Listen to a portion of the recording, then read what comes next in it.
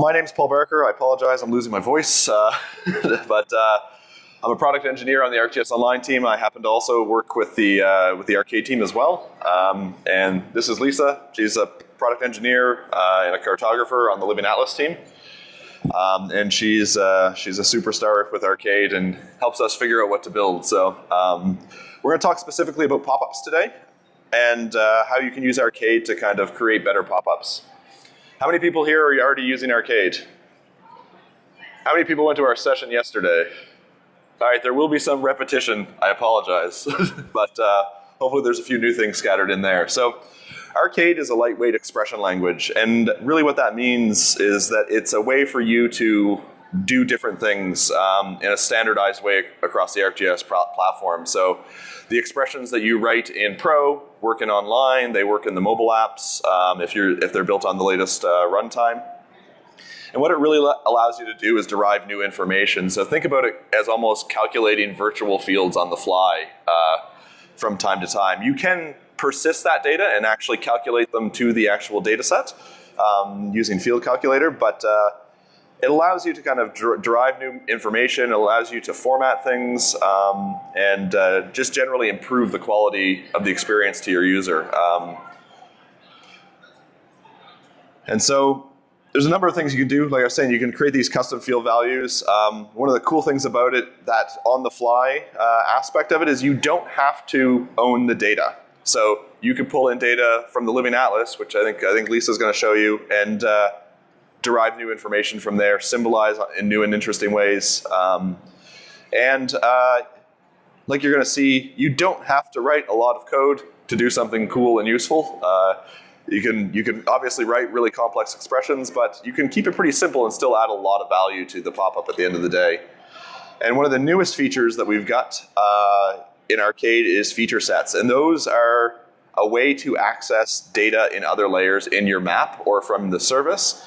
So you can start doing things like intersecting a point and finding out what polygon it's in, and use different geometry functions to kind of do some really, really interesting things. And we'll show a few simple examples of that using intersect. So things like pulling information from related records and various things. So and you can also kind of start to inject some HTML in a limited way. We don't let you do a lot of HTML customization for security reasons, because it can get nasty pretty quick with malicious folks. But Lisa's going to show an example of how you can kind of inject some color into your pop-ups using Arcade. So I'm going to hand it over to her, and she's going to walk through some examples. All right, can everyone hear me? Cool. All right, so I'm gonna get you started on a really basic arcade example just to get started. So here I have a map showing the percent of population that has a high school degree or less in the United States by state. And if I click on the pop-up as it is now, I just see total count values. That's because this symbology is being calculated with Arcade already, and so that field doesn't exist in my data already. And so Arcade lets me do these things on the fly to add customization into my map. So in this example, this is not a useful or beautiful or helpful pop-up to anyone really right now. If I was not a data expert, if I was just a city official or someone who needs this end map, I would click on this map and go, okay, cool, what's a FIPS code? The nice thing about pop-ups is that they really help you make the information readable and understandable to your end user. So I'm going to show you how to utilize Arcade in a very simple way. If you go into your pop-up configuration, as you normally would, there's this section right here that says attribute expressions, and that's how you interact with Arcade within your pop-up. And to get into the Arcade window, you just click Add to get to the Arcade expression window. This section right here is where the expression will live. By default, it gave us a sample script, but if you want to clean it up, you can do what I just did, where I exit out. I like to give my Arcade expressions useful titles, as the way that you interact with the Arcade expressions is that they look like fields as you're working with them within your web map, and so the more intuitive name that you give it, the easier it is for yourself and your end user to interact with that arcade expression later. So in this example, I want to show what's in my map already, which is the population, the percent of population with a high school education or less. And so as Paul was mentioning, you don't have to write really in-depth, crazy expressions. Arcade expressions can be as simple as an Excel equation where you add two attributes together. And in this case, I'm calculating a percent, which is literally a value divided by the base value multiplied by 100. So if I want to access something, if I want to access the features within my map, to see the fields that are in my layer, I would go to this feature, $feature attribute, and this is the list of the fields within my data. And so if I want to interact with those within Arcade, you click the blue text that you see here, and then it will automatically add that into your expression. So you can interact with the fields right here. So I want to say, this is the percent of population 25 plus with less than a high school education. And so I would want to divide that by my total value and simply multiply it by 100. So this is not, I don't need to know code to do something like this. All I've done is interact with my fields and put them into a basic equation. So when I click test, what this is going to do is going to pull one of the records from my data and give me an example of what this expression would create. So in this case, it's saying my result is 13.9%, and this type is a number.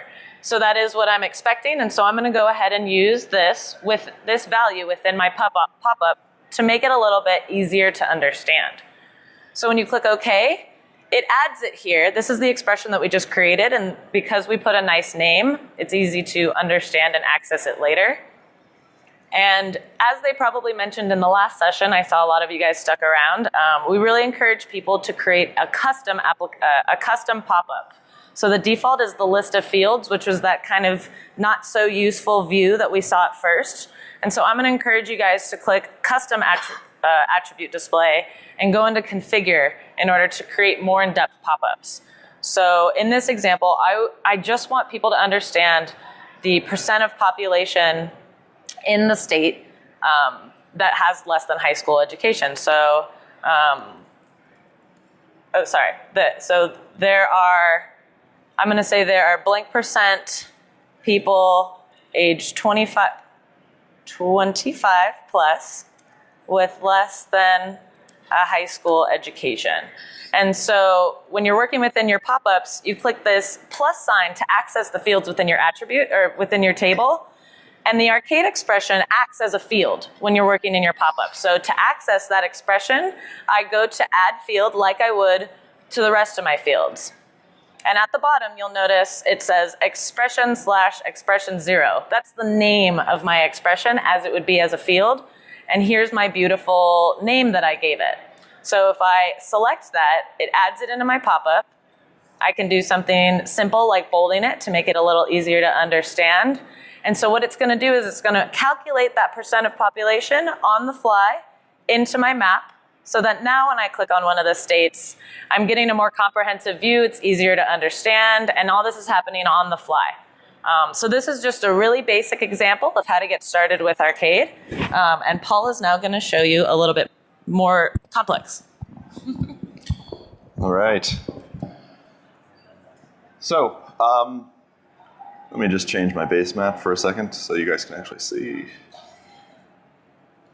I still haven't fixed my poor cartography from yesterday. So what I've got here is a water well data set, and I'm going to talk you through. It's got a pretty nice looking pop-up at the end of the day.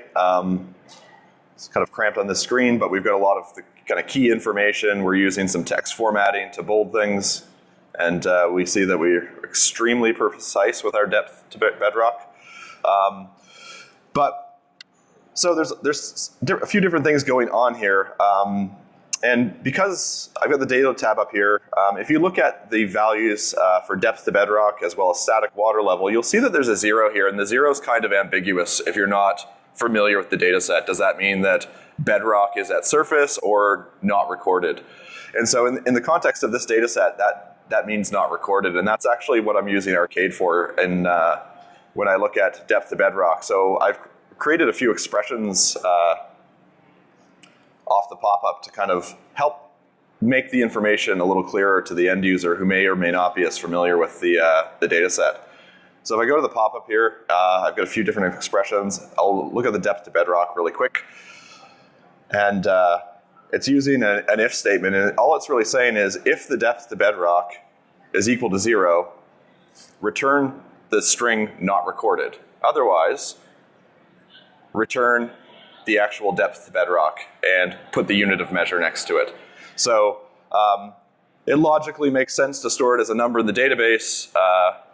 From a kind of user perspective, though, it's nice to know the units. It's nice to know that it's not the value is not recorded and it's not explicitly 0. So what this does is tidy up the pop-up and makes that information all the clearer.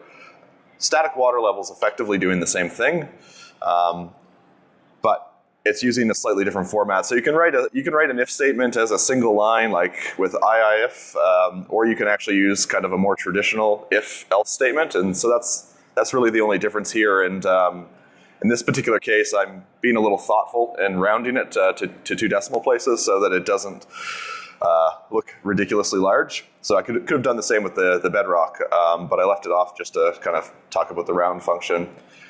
So if you're not familiar with Arcade, just a quick note on the syntax. When you're working with what we would call the active feature, the syntax is $feature, and then it's $feature dot static water level. Static water level is the field name. And so you can actually see those and kind of quickly insert them here. You'll sometimes see when there's underscores or spaces, it's written in a slightly different syntax. They are equivalent. The only difference between the dot notation and the bracket notation is the bracket notation is explicitly for fields with spaces and some other characters. So use the dot notation for convenience when you need to, but if you've got spaces in your fields, you'll have to use the other one. So that kind of covers these two fields that I'm pulling for Arcade. One of the other interesting ones that I'm doing in this pop-up is I know that the Ministry of Environment makes all of the original well logs available online as PDF formats, and they've got a well-known URL pattern for that. And so I'm using information in the attribute table to dynamically build a link to that PDF out to the Ministry's website. So if I click more information here, and the internet bears with me, it's going to take me to the original well log. So you can actually start to incorporate some of that external data that, that would be, and in this case, you could do that by calculating the field yourself, but to calculate that field, you'd have to do some string parsing and different things like that. So you can do this on the fly, and then as you add more information, it's always up to date. And what that looks like, it's not at all complicated. I'm taking kind of the base URL, which is this whole piece up here, and then I'm adding the first 3 characters of the well ID, adding a slash, and then the well ID.pdf. So if I hit test right now, you'll see that gives me a sample feature to work with, and it's building the whole URL. So this is the piece that's satisfied by that left function, and then this is the PDF URL we're building. So you can start to do some pretty neat stuff. And I think that's all I've got, and you're gonna show off feature sets. So. Thank you guys for bearing with us. We're trying to show you as much as possible in a short amount of time. How many of you guys have done predominance mapping before, or at least know what it is? Yeah, maybe. Okay, there's a few hands out there. So this is an example of a predominance map where it's telling me the predominant category within my attribute. It's comparing the different values and saying this one is the largest. So in this case, it's saying what's the largest count of people based off of what language they speak. So everything in green has predominantly, this is non-English, predominantly Spanish. Anything that's yellow is Indo-European, anything that's blue is Asian, and so forth. This is a mapping style within ArcGIS Online where if I just choose my 4 attributes, it gives me a map like this that just immediately compares those attributes.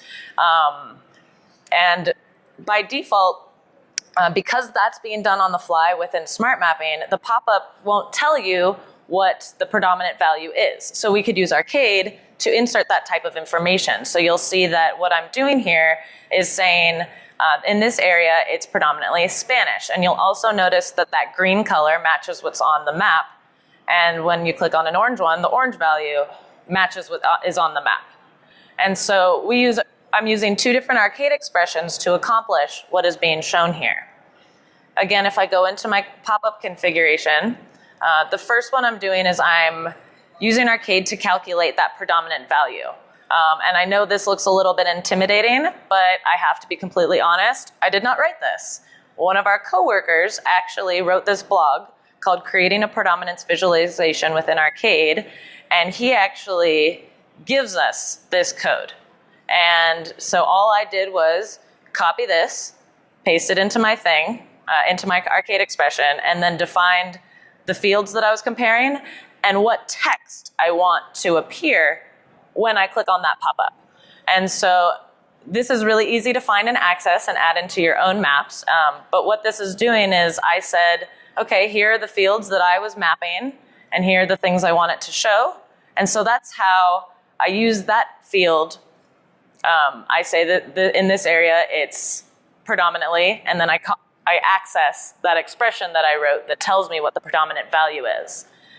But the way that I add the color is a little bit more tricky. I have this other expression where I grabbed the hex value for each one of those colors, and instead of returning the phrase, I return as my alias the hex value, the color that I want it to appear in my pop-up. So how do I get that hex value into my pop-up? I'll show you my fun little trick. You'll notice how this field is blue. There's this option to view the HTML behind your pop-up, and if you go ahead and click that, you'll see that I'm calling to the expression in the definition for my font color. So instead of it passing a normal color as you would format if I came over here and made this non-English section some red color, over here I would see that as font color, and it would define that hex value for me. So all I'm doing is replacing that hex value with my expression, and so instead of it parsing in that default value, the one value, I'm on the fly adding another hex value based off of the value that I'm calculating from my Arcade expression. So this is our sneaky little way to just really enhance your pop-ups so that now when you click on one of your pop-ups, you're seeing that color that matches the map. And those are just the little easy things that help the understanding of your map be a little bit more clear for your end user. Like I said, again, for not everyone is a data expert, and so these little tips can help really enhance your maps. Now I'm going to talk about feature sets, the thing that we showed on stage. You might even recognize this map from the plenary, and so to kind of demystify what I showed on stage in about 20 seconds, I'm actually going to explain what this is doing a little bit more in depth. So these are the theft crimes in Spokane, Washington, and these two layers are from the Living Atlas. I don't even own these layers. I at no point have hosted this data myself. I am accessing data that's offered by the Living Atlas, and I want to use data from those layers and put it into my own pop-up. And I want to intersect where it's happening on the fly. And so with Arcade feature sets, it lets us do that. So the thing with feature sets is that I'm going to access these other layers in my map, but it does have to be within your map in order for Arcade to access them. So you start within a map, you add the layers that you want to access, and then you access the layer that you want the pop-up to appear on. So in this case, I want it to appear on my theft crimes layer. This is actually the expression I showed on stage, and this is a little in depth, but I'm going to simplify this and just show you that first section of where you're accessing the feature set. So I'm actually going to go ahead and create a brand new one to show you how that's done. So to access another layer within your map using feature sets, within the different globals options, you'll see this $map. So if you click this arrow to the right, this will give you access this will tell you how to access the other layers as feature sets. You'll see that this is my web map, $map, and then these are the other layers that I'm seeing within it. Layer poverty, layer population. I'm going to show you guys the poverty example. So when you're working with feature sets, a good practice is to define a variable. But so you want to put in as much in one line as possible to speed up the query that's happening. But I'm going to break this up to make it a little bit easier to understand. So I'm going to define my feature set as a variable, and I'm going to click this, and it's going to automatically say, oh, I'm going to call to that poverty layer as a feature set. And so, but now I want to intersect which census tract that occurred in. My feature, my crime feature, which tract did it occur in? And so if I go to the functions, these are all the pre-built functions with Arcade. One of these is the intersect function. And what this is telling me, the help is built directly into this window. It says you're going to intersect two geometries, and it's going to return you the subset of attributes. It's going to return a feature set, which is essentially a dictionary. And so this is telling me that I want to just put in those two geometries. So I'm going to go ahead and go back, and I'm going to say, I'm going to create another variable, which is my intersection, and I'm going to click this, and it'll add that function directly into my script. If I go back to globals, I'll be able to access everything that's within there, but I'll get back to that. So essentially, $feature, as Paul mentioned, is what you're accessing with your current feature. So I'm going to access that feature, and I want to compare it against my other geometry, which in this case is that feature set. So right now, if I say return int and test this, what this is going to do is return me a feature set. And this is, in fact, that census tract that it intersects with. But that won't appear in my pop-up in a nice way. I want to access the field from that tract where this occurred. So what I'm going to say, in a lot of cases, you'll get back more than one thing. In this case, I'm going to go ahead and use the first function to just access that particular row that we're seeing right down there. And I'm going to say, I want to return a field from there. So to access the fields, I can click this arrow of that feature set that we added. And here's all the fields from that poverty layer. Again, I don't own any of this data, but I can go through these fields and look what's in here, and I can grab the percent of population whose income is below the poverty and add that. So using the dot notation, this is actually going to now return me the value from that other layer. So this is really powerful because we're doing spatial intersections on the fly, so you don't have to do your pre-processing. You don't have to do any of that jazz. You could, again, just use this attribute within your pop-up all on the fly. And I talked for a long time, so I'm going to let Paul talk. All right, I got one more quick demo that's in a similar vein here. And one of the nice things about what Lisa just showed is, when you can start intersecting and pulling in that information into a central pop-up, it really creates a better user experience for whoever is consuming that map. They now only have to click once on the map, and they get all of that relevant information for all of the layers that you've decided that is needed in one pop-up. They're not hitting next and up in the top corner, cycling through the pop-ups to try and get all the information. You're consolidating that into a single pop-up, and that ultimately makes everyone's life easier. So it can be used pretty strategically to kind of prevent that pop-up scrolling. So what I've got here is a crime data set. So I've got police districts as well as a little bit of crime data. And if I click on one of the police precincts, you'll see a few things. So everything from the website up is regular attributes. And then I've got something down here that's a little more interesting. So I'm actually summarizing the crime statistics within the police precinct pop-up. So all that point data, I'm taking a look at it really quick and actually counting the unique occurrences of different types of crime as well as the number of occurrences for each crime. So that would be a really tough thing to kind of get a sense of just clicking around the map, but you can bring that into the pop-up and it becomes a lot clearer. And one of the nice things that I'm doing, you'll notice that I have reasonably nice formatting in that each different crime category is on a new line within the pop-up. So one of the things that we support now in the pop-up is injecting that new line into the pop-up. So if you're using the one of the constants, this guy, from the constants tab over here, you can see there is a constant called text formatting new line, and that'll actually tell the pop-up that you want a new line there. And so we support a little bit of formatting. We want to expand this in the future, but all it's really doing here is going through and intersecting the crimes, and then I actually loop through all of the crimes that intersect, and I just use a quick dictionary to keep track of each crime. I check every time I cycle through, I check if I already have it in my list. If I have it in my list, I add one to the count. This is an example of something that is a little inefficient today and that we will simplify and make easier in the future. So rather than having to do all of this extra work, you'll just be able to say, I want the distinct features and the count, and it'll just give it to you.